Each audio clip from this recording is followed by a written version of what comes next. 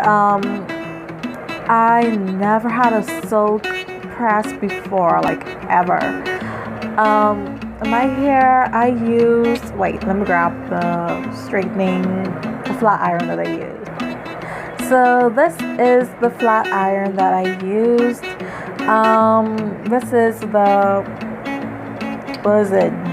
Jilbere. I don't know. I don't know if I'm pronouncing it right. Jilbere de Paris titanium tools. And so this is what I used. And I also use the L'Oreal Paris Advanced Hairstyle Boosted Blowout Heat Spray. And it says it's lasting volume plus heat protection. It's good for all hair tools. And so I decided to give that a try, and I got this fluff ball thing here. And I really wanted my hair like silky pressed, like bam. No, I didn't get my hair perm, but here it is, bam. But it didn't work out that way, and so I don't know what to use.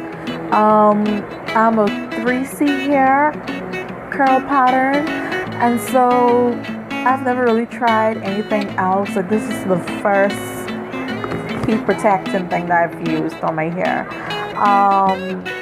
Maybe I'll do another video about my hair regimen with all I use.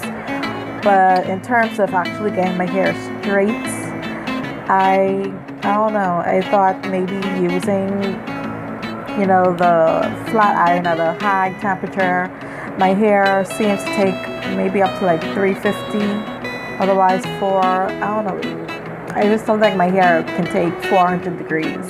And so 350 I think is good. I guess for this particular flat iron in particular. So I don't know what else to do. Any suggestions what to use? I really want to silk press. I don't want to go to a hairdresser. I'm from the Bahamas, guys, and so